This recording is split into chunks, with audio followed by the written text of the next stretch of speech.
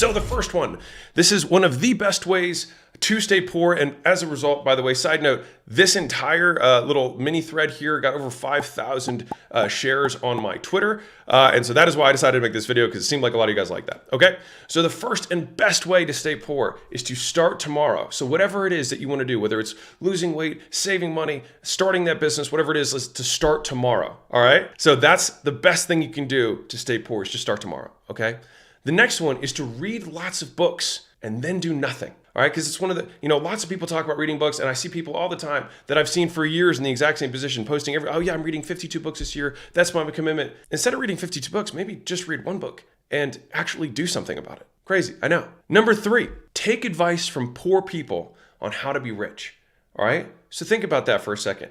A lot of us surround ourselves, or at least I did when I was starting out, surround ourselves with people who are very poor, and we listen to their advice on how to be rich, and they have no idea what they are doing. And we also listen to their judgment on why our idea is stupid, even though they are poor. So what would they know? So number 3, take advice from poor people on how to be rich. Number 4, this is a big one. Pick a spouse who will make you feel guilty for working.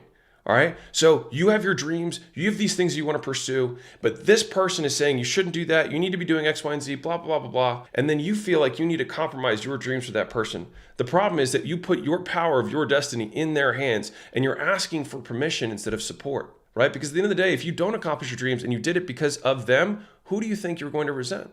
So you owe it to yourself and you owe it to your marriage to, A, pick people who are going to support you in your dreams, even if they don't necessarily agree, right? But more easily, not put your power in somebody else, right? Number 5, fail once, quit forever, all right? So as soon as you do actually start to decide doing something, you fail immediately and say, oh, I guess this isn't for me. I guess success isn't for me. I guess business isn't for me. I guess sales isn't for me. I guess whatever the thing is isn't for me because you failed once. But it's because we have an incorrect view of failure. Because failure is a necessary part. And the thing is you learn from failure. And so it's either you win or you learn. But that is the 5th thing you want to do if you want to stay poor forever.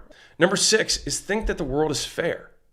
So a lot of us especially me earlier on, like I would complain. I'd be like, that's not fair. This is fair. It shouldn't be this way, blah, blah, blah, blah, blah. And the thing is that all that complaining that I did nothing at all whatsoever.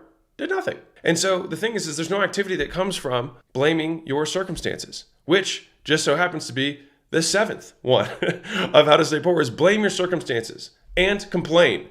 All right. Complaining about things that you cannot control. And the thing is like, these sound so obvious, but think about these in reverse again. So if the contrary of thinking the world is fair is assume the world is fair, or it's unfair, assume the world is unfair and then act accordingly. Instead of blaming your circumstances, you thank your circumstances for who you are and what they gave you. You are who you are because of the shit that you have gone through, right? There's a saying, your mess is your message. And I think it's a very beautiful saying, because how sad would it be to wish to have a life of ease and comfort? Because strong character is built through hard times. And so if we want to have strong character, we basically must have a hard life for periods of time or for seasons. And so we can't lament the thing that creates the outcome. You can't lament the heat and the beating of the hammer to strengthen the steel, right? They go they go hand in hand.